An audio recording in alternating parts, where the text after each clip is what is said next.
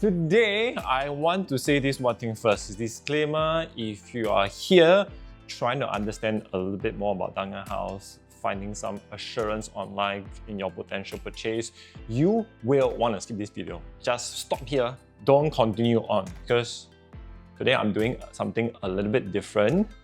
I'm not here to shit on the development itself. I think development is pretty good, but I will share with you the biggest problems of Dunearn House, and then you go back and you think twice, because why? Today I'll be mixing a little bit of our new launch review as per usual with a Walk With Me series, because our office is in 6th Avenue and I'm just across the street towards Dunearn House. So what I'm going to do is very simple.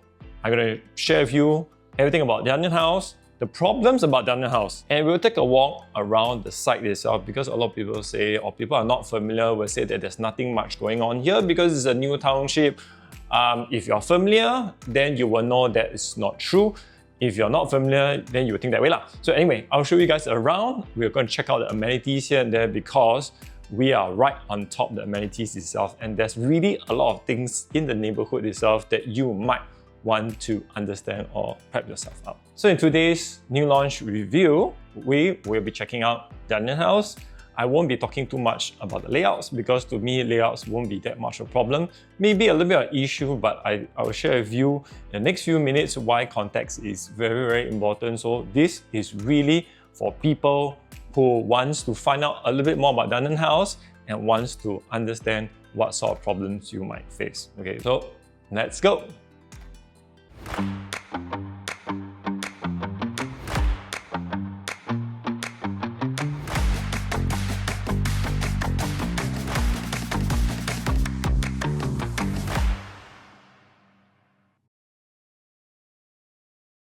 Disclaimer, whatever I share does not constitute financial advice. It is solely based on my opinion on what is right or wrong. So please do your own due diligence. If you're liking the content so far, please hit the like and subscribe button, as your simple gesture will help a lot with the YouTube algorithm.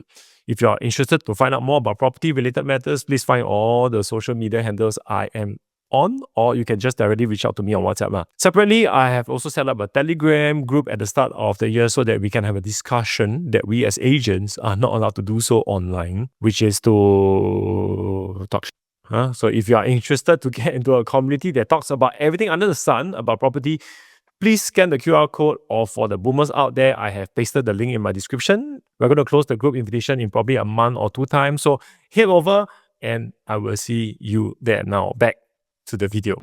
Okay guys, sorry, I'm in the toilet at the moment, a bit unglamorous, because I realized I haven't shaved in a couple of days really, so a bit unkempt. But anyway, bear with me.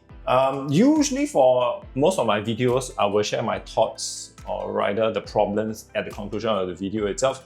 But for the first time, I'm going to share it right at the start before we go for our walk outside towards Dunearn House. Now, what I want to talk about is very simple. Now again, if you are someone looking for assurance online in regards to the purchase of the potential Dunearn House, you might want to skip this video, because today I'm going to be giving you very, very important context which a lot of people are not giving out there. As far as listening to stuff online, I don't see anyone talking about it. I also know a lot of people are using a lot of data.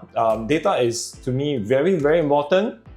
But as I mentioned, data only gives you half a picture. So today, let me try to give you the other 50% perspective. So you're considering buying Dunearn House. If you're buying for own use, then don't really care about what other people say. The price is okay. If you are crazy about location, then fantastic, because it's a new township, so and so forth. But this is really a video for people who are buying for pure investment. So pure investors out there, I want to ask you this very simple question, or rather you just ask yourself this very simple question.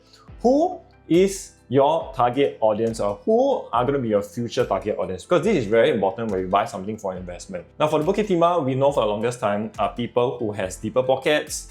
You realize there's not a lot of people outside Bukit Timah that wants to come to the neighborhood itself. I repeatedly mentioned in countless of my videos, there's 3 spots in Singapore that there's a lot of people who wants to move to a certain neighborhood. Number 1 is, of course, East Coast. Number 2, it's River Valley, and number 3 is Thomson. So these 3 areas really have a lot of people coming from the outside. Now, Bukit Timah, somehow rather you ask around, there's not that many people crazy about it unless they really have no choice because of schooling purposes, like myself. I said that many times, I don't like this neighborhood itself.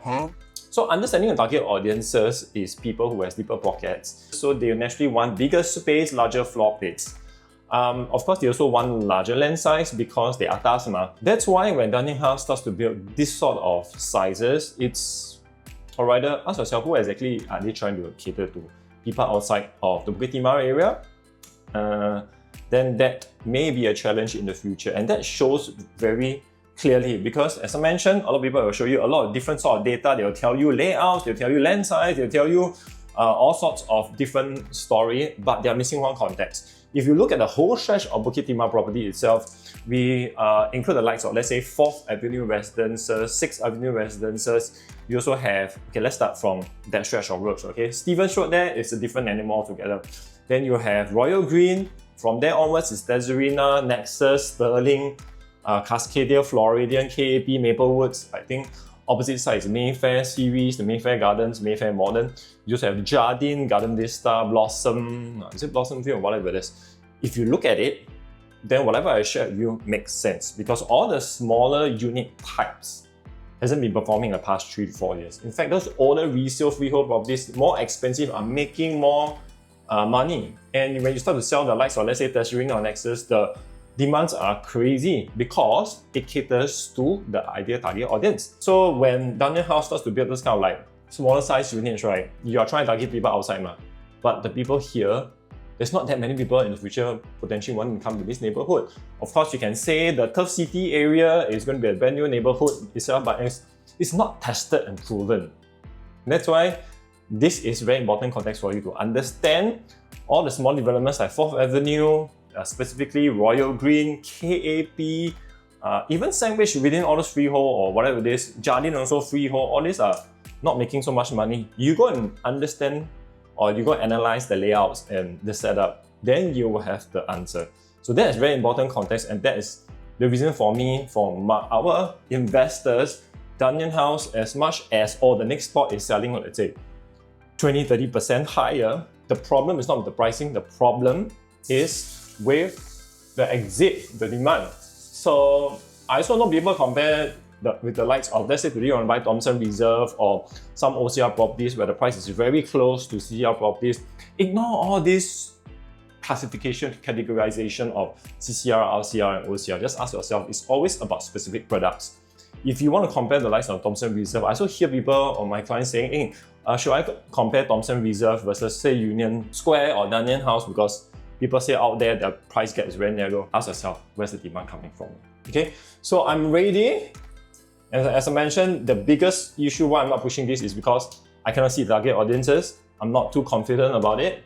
It's not so much about a product. It's a bit like a product issue. I believe that if the developer builds you very, very large floor plates, if they dare to do so, then actually it might sell even better, and the future crowd will accept a much bigger space because people here are richer and they want more space. Okay, so are you ready, guys? Are you ready to walk around with me? Because I'm done. Let's go. Turn off all the lights, make sure everything is all closed up. Let's head down. Okay, so crossing road right now. It's gonna be a short walk lah.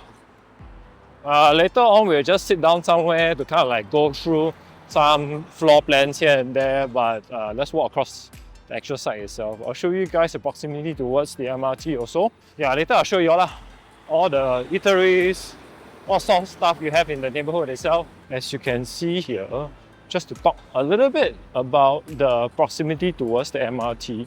If you can see this spot here, that is where the MRT is. We're walking across the street. My estimation would be the walk will take us probably like 4 minutes if you do a fast one. Probably a casual walk will take you 6 to 7 minutes realistically. Okay, while we make our way there, so of course, we talk about QPE Framework, first circle quality, point number 1, lens size, facilities and facade. This plot of land sits on approximately 150,000 square feet.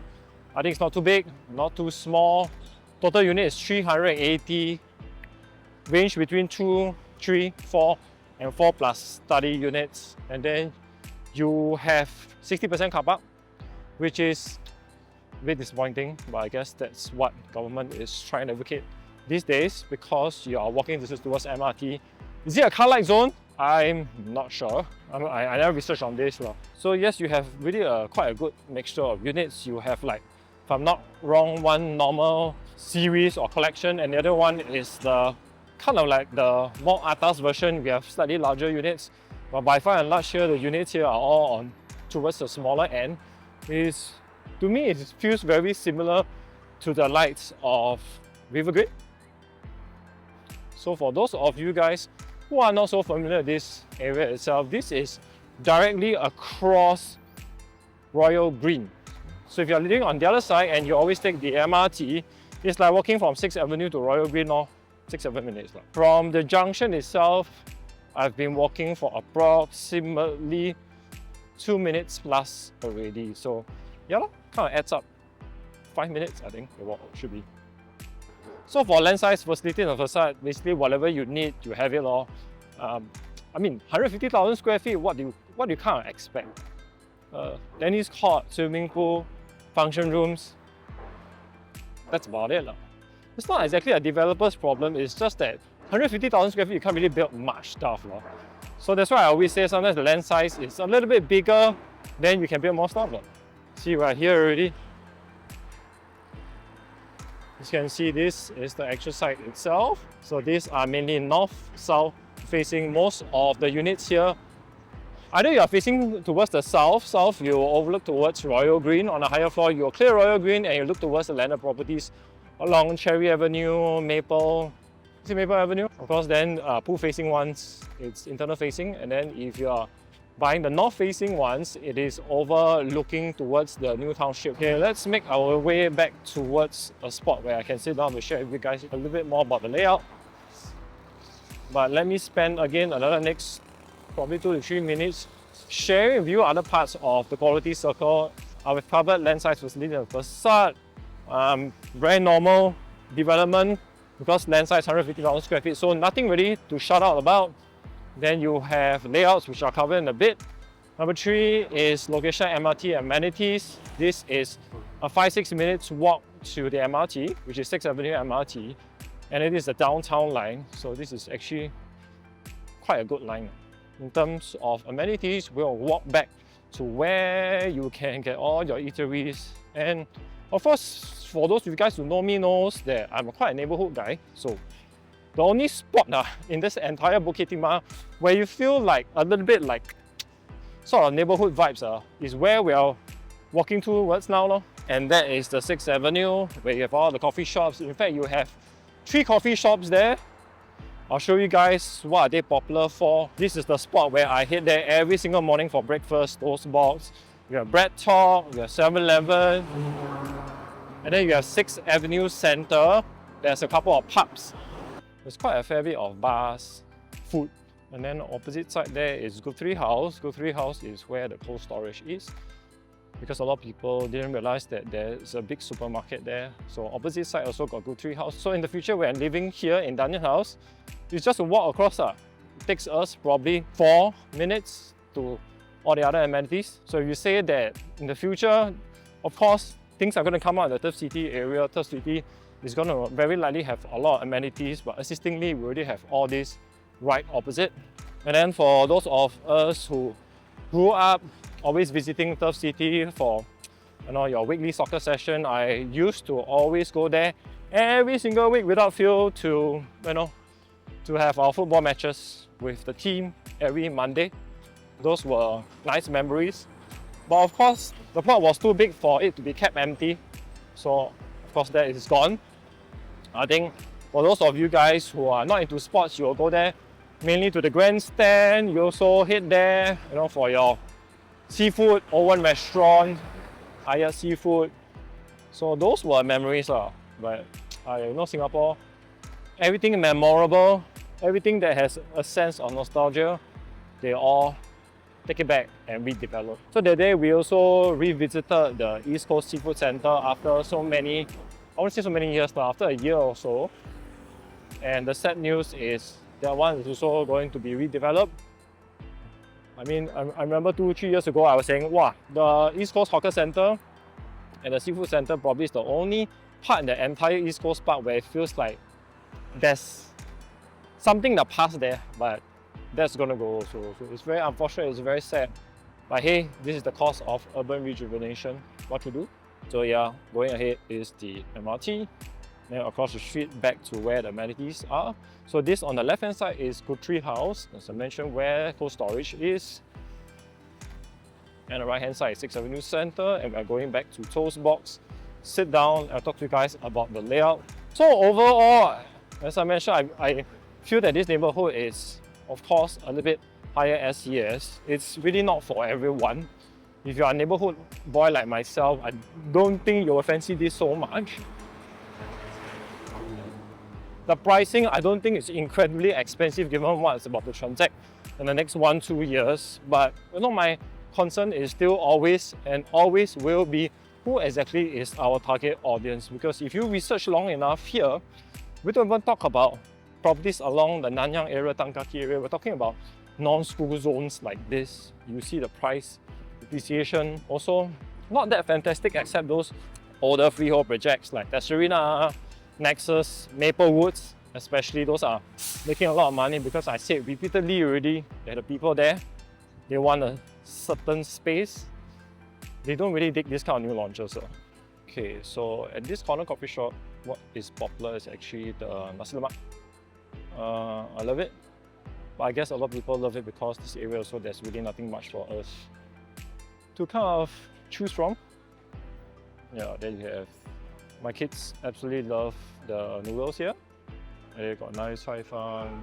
You got actually a very popular prawn noodle here. It's called 6th Avenue Pocky noodle. Well, I'm not a fan of noodle, so I can't comment much on it. But I have to say this one thing. The Western food here is one of the best I've eaten, almost on par with Aston. Not so expensive. It's called Go To Eat. It's not bad. Love it. So this is where I usually come here for my lunch if I want something simple.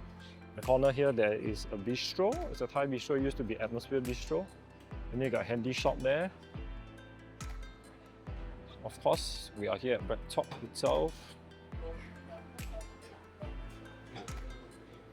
Yeah, that's why I absolutely love this, because it's very convenient as far as I'm concerned. And then because our office is right beside Bread Talk and 7-Eleven, so it's very convenient for our guys who comes in for training also, or we have some meetings. Is very convenient because the walk from the MRT is about 4-5 minutes. And as I mentioned, opposite side, Guthrie House, the 6th Avenue Centre. And then there's a Lazy Lizard here. I think for those of you guys who drink often, in 6th Avenue, this is quite the place that most people like to chill. So yeah, I won't exactly say there's really nothing here. The question is, have you guys explored it or not? I've already explored for you guys really. So let's perhaps find a spot where we can sit down and kind of go through simple layouts to understand why is it very efficient, but it's also a problem. Yeah, I got my drink already. Okay, so let me just cool down a little bit in my drink. It's a simple walk I did, it's so humid. So I walked less than 7, 8, 9, 10 minutes. I'm really sweating. So it's sometimes too hot. Also very shag. Sometimes after rain and then the heat comes out of the ground, also very humid. Anyway, just ignore me whining. Okay, so for floor plans, let's take a look at it. Today I'm not going to talk anything about pricing because from an investment point of view, I'm not exactly a fan. But I still feel that I have to go through the motion because I said this many times. For those new launches that I feel it's kind of like not worth pushing from a value perspective, then usually I don't talk about it. But because today, or rather this launch itself is just opposite our office, so must do it. Anyway, okay, so layout of 527 square feet, and I'll show you guys how efficient it is. Now, I think if you put this into neighborhoods in the mass market outskirts, then I think it'll work just about right. The people there can probably accept it for what it is, but you bring it to this neighborhood, I can tell you this really looks very similar to River Green. And last time I talked about River Green, you know I have a lot of reservations about that condo itself. Anyway, 527 square feet, 2 bed, 1 bath. Of course, dumbbell layout lah. So 527 square feet. The kitchen here is very, very small. I guess because the kitchen is a bit smaller, so instead of a 527 or instead of a 572 or 580 or even 600 square feet, it becomes a 527. But honestly speaking, I have seen the show flat. It doesn't feel 527. Okay, I wouldn't say I've seen the show flat, I've seen the other units, right? It doesn't feel very small or tight. So I'm guessing this one shouldn't be that bad, except maybe the kitchen. I'm gonna call it for what it is. I think the kitchen is really very small. But yeah, rooms 9 square meter, that is commendable. Master bedroom is 10 square meter. Of course, living dining 17 square meter. It's smaller. Okay, then you have the next one is the 614 square feet, 2 bed, 2 bath. Other developers do it 689 square feet, 700 square feet, 2 bed, 2 bath, or even 657. This is 614. This is marginally higher or more square feet than River Green. So, but it's done up very nicely lah. In this case, as per every dumbbell layer, you got no windows in the spots that ideally you want it to be. So kitchen, same thing, it's very, very small, very tight. Rooms are respectable. You can put a queen size bed. Master bedroom can put a king size bed. The width is a little bit narrower, so I guess this is where it becomes a bit smaller. It's 2.7 meters wide. 614 square feet, there's quite a fair bit of units here. And then the next one is 657 square feet, is the 2+ study. You know, the funny thing is when we visited a show flat, we were expecting things to be a little bit tiny or like pretty compact, but really it doesn't feel like 657, it feels like 700 odd square feet. I guess it's because, I mean, you can see it for yourself lah. They kind of like knock out the wall that separates the dining and the study. So it makes it feel bigger. Maybe that's why it looks like a normal 2-bedroom lah. But it's a conventional layout, all the rooms one side, and your kitchen there got window, and then all the toilets all got windows. So this is actually, I think, the one that is going to be more sought after lah. Because sometimes in the space that's a bit small, you feel like you want to be able to breathe. You get that here lah. Next up is the, for 667, 657 is all about the same. And then you have a 678 square feet, 2+ study with the corridor a little bit bigger. Moving on, so you have the 3-bedroom, 872 square feet. This is a 3-bedroom premium because you got a home shelter, but you don't have a maid's toilet. So 9 square meter, queen, king, respectable. The width is 2.8, a little bit smaller nowadays. 3 bedrooms are 3 meters, so this one a little bit narrower. But I guess it's really fit the quantum because 872 square feet ma. So 3-bedroom premium 872, okay lah. And the next up is the 936 square feet with the flexi and the maid's toilet. So this is also what I call a 3-bedroom unit. Everything all queen, king. It looks exactly like the 872 except instead of a store, or I wouldn't say store, instead of the bomb shelter, you get a flexi space and additional toilet. So the question is whether you need the additional space or not. And then you have the show flat unit, which is 947 square feet, 3+ study, which was actually very comfortable. I guess other projects do sell this kind of 3+ study. I think it should be quite well received. It's really not that tight. 3 meters is quite wide. And then this is not only a 3 premium, it's a 3+ study, which means that you have a bomb shelter and an additional study, which you can open up the wall, then you can have an additional walk-in wardrobe, and you free up the master bedroom wardrobe, and then the master bedroom becomes much bigger lah. Right? Good idea. So, okay, this is why I think this is a very, very efficient layout spread by the developers itself. Then in 969 square feet, you have a little bit of a bigger walkway, not much difference. You have the premium unit, the 1001 square feet. This is, I guess, people who has deeper pockets will probably go for, because this width is much longer at 3.2 meters. I guess this is the premium series that they are floating out there, which finishing is a little bit different from the other one. So this one is 3.2 meters in width, dry, wet kitchen, bomb shelter, maid's toilet, everything. Whatever you need it, you have it in the 3 premium unit. So same thing, I think people looking at this neighborhood itself, if they want space, I think they'll probably go for this 1001 square feet more than 947 square feet. But if you bring this sort of, as I mentioned, configuration to the mass market area, I think they'll favor more of the 947. So very important is really where exactly you are at, where the product is, then you will understand which type of units the target audience will prefer. Okay, next up is the 1184 square feet, and I really do not know how they squeeze in the landscape layout, but I love it. I think it's very efficient. I haven't seen a 1184 square feet in recent times 4-bedroom that, as I mentioned, squeezed in landscape layout. Here only got 2 toilets, but bro, so you bring it to all those Lentor, or you bring to potentially Thomson Reserve. I think if UOL does this layout, landscape at Thomson Reserve, it will sell out. Right, because I know Thomson Reserve have 2 different categories. One is the premium one is the probably the luxury that is as atas. You do this, I think it will sell very well. Sifting 1184 square feet also, dry wet kitchen. And next up is the 1302 and the 1313 square feet. This is like a much larger version of a 4-bedroom. Except your kitchen there, you got this very nice island. You see the show flat itself is very, very nice. It certainly doesn't feel like 1,300 square feet. I also don't know how the developer does it. The show flat one is the 1378 square feet. Honestly, I really cannot differentiate between the 1313 or 1378 square feet. Maybe I'm just too lazy because I didn't research much about Dunearn house. Because to be honest, my advice to clients who are interested in this development is if you're looking for own use, please go and get a good unit within a certain price range, then just buy. But if you're here looking for value from the investment perspective, then nah. So yeah, the largest unit here is 1378 square feet. I think this one also will be very sought after because the width here is 5 meters wide, very comfortable. You got like kind of like 3 toilets and a study. So yeah, this is a 4+ study. So overall, the layout, I have to say this one thing, although it's very efficient, although we know that the size is a bit smaller because the developer has to fit in a certain PSF. Now this works, to me, I feel, against or as an advantage for Dunearn house owners, because right now, yes, you can afford it, but in the future when you want to sell, I think the target audience, unless you really see a lot of people coming outside Bukit Timah, especially in the outskirts of, let's say, Clementi, Dovers, Dawson, Queenstown, want to come into this neighborhood and sell, then yes, I would say that this will fly off.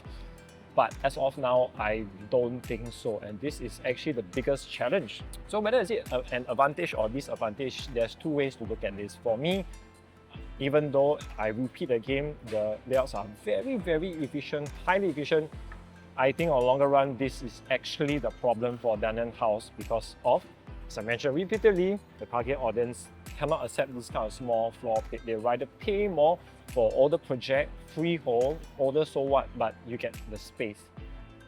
So that's that. So in conclusion, if you are planning to get Dunearn house for own use, because you love the location, you like everything about this neighborhood itself, then by all means, please go for it. I only speak from a value perspective, someone looking for the best value or best return on your money. Now, unless something changes, what changes? And that is if a lot of people suddenly want to come to this neighborhood, which the Bukit Timah, the Turf City, which I don't see at the moment, then I only still question the one thing, who exactly is your target audience? Again, I have nothing against the developer. I think that they have built quite a nice project. The layouts are highly efficient, everything is very nice about it, and finishing is also very good. I'm really not too sure how they managed to squeeze so much in say 947 square feet or 1,300 square feet. I absolutely love it. But I guess it's a case of good product in a wrong location, or rather bad product, kind of like bad product in a good location. Means it just doesn't match, because this neighborhood itself, as I mentioned, if you look closely on transactions that's happening here in this neighborhood that isn't that profitable, you have the likes of Royal Green, as I mentioned, Royal Green, 4th Avenue Residences, KAP, Mayfair Gardens Collection, all this, or even Jardine, for example. Even though the pricing is a little bit cheaper, but the people here just don't like such a project or such a setup. So even though your land size can be quite big like Jardine or 4th Avenue, you got all the convenience, but they just don't bite lah. So beyond all this talks about data, all this reference point about layout specifically, the thing that's missing out there is really context. And I can tell this context is very important for you, especially if you are buying or potentially thinking about buying Dunearn house, because people are saying that the next plot is going to be 20-30% higher, so you already got like profits built into it already. Well, it's not wrong, but at the end of the day, if the demand is a problem, you can't really see who is buying. then you get a better price. You will make money lah. I won't say you lose money. You will make money. You will register a green, but will it be the kind of numbers that you will come to expect? I don't think so. So once again, buy for own use, just go for it. You are looking for investment, there are really better stuff out there. I still haven't included the part at the stretch downwards towards the Holland Plain, there's a lot of supply coming up there also. So yeah, it's for investment, there's really better stuff. You like, if I were to pick, say for example, Lentor Gardens, even for example, Lentor Gardens, I would say if a certain price is being met at Lentor Gardens, I find it a better investment than Dunearn House. But again, people buy a property like Dunearn House is really because sometimes there's someone who buys property because of emotions and preferences. There's someone who buys certain things because they prefer the location over others. There's no right, no wrong. Otherwise, for investment, you know, I've been hyping this for years already. Just wait for Thomson Reserve. I think things are shaping up already. They just released news that there will be 2 kind of premium blocks and then 4 blocks that it's like the 2 and 3 bedrooms. But the launch is, at the moment they have given us 2 extra dates to watch out for. There's 3rd and the 10th of October, I think so, and then launch in the middle of October. So for investment, please just be patient. But again, Dunearn House preview starts this coming Saturday itself. It lasts for 2 weeks. Not too sure how it will perform. My guess is it will still perform very well. Maybe 60-70% sold out or sell out. But it does not change anything that I've just mentioned in this video itself. So whether you believe it or not, up to you, but really do your own research and you realize that everything kind of makes sense. Alright, so this is context for you guys. I'm not shooting this down, I just think it's really a product for specific people. Otherwise, yep, buy safe. I'll see you guys around. This neighborhood still rocks, there's a lot of stuff going on here. But for investment, I don't know, man.